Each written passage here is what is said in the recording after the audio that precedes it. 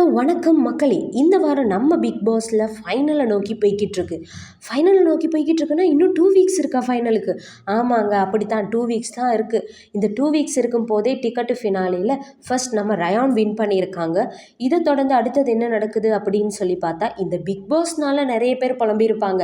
ஆனால் இந்த பிக் பாஸையே புலம்ப விட்டுருக்காங்க அப்படின்னா இந்த ரீஎன்ட்ரி கொடுத்த இந்த 8 போட்டியாளர்கள் தான். அப்படி என்னங்க செஞ்சாங்க அப்படின்னா, வெளியில் நடக்கிறத சொல்லாதீங்கன்னு எவ்வளவு தான் இந்த பிக் பாஸ் சொல்லி இவங்களுக்கு ரூல் சொல்லி அனுப்பினாலும், இல்லைங்க நாங்கள் உள்ளே வந்து ஏதாச்சும் ஒன்றில் சொல்லிக்கிட்டே தான் இருப்போம்னு சொல்லி மன்னிப்பு கேட்டுக்கிட்டே இருக்குதுகள். இதுகளுக்கு வேலையே இல்லைப்பா அப்படின்னு சொல்லி பார்க்குற அதே நேரத்தில் இன்னும் ஆல்ரெடி 9 போட்டியாளர்கள் இருக்காங்க. இருக்கத்தக்கன இந்த 8 போட்டியாளர்கள் வந்து இவங்களை ரீப்ளேஸ் பண்ணுறதுக்காக வேண்டி இந்த 8 போட்டியாளர்கள் இருந்து 2 பேரை எடுத்து அந்த 9 போட்டியாளர் இருந்து 2 பேரை விலக்கி போட போகிற மாதிரி பேசிக்கிட்டு இருக்காங்க. இதில் யார் தான் போவாங்க, யார் தான் திருப்பி உள்ளுக்குள்ளேயே இருக்க போகிறாங்க அப்படின்னு சொல்லிட்டு நம்மளுக்கும் தெரியலை. வெயிட் பண்ணி தான் பார்க்கணும். அதே நேரத்தில் இந்த கேஷை யார் எடுத்துகிட்டு போவாங்க, என்ன செய்வாங்க அப்படின்றதும் போய்கிட்டு இருக்கு.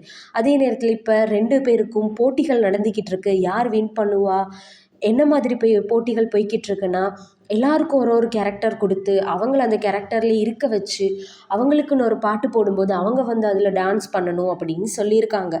ஞாபகம் வச்சுக்கோங்க, எல்லாரும் திருப்பியும் யாரோ 2 பேரை எடுத்து உள்ளே போட போகிறாங்க, யாரோ 2 பேரை தூக்கி வெளியே போட போகிறாங்க. யாருன்னு தான் தெரியல. வெயிட் பண்ணி தான் பார்ப்போமே.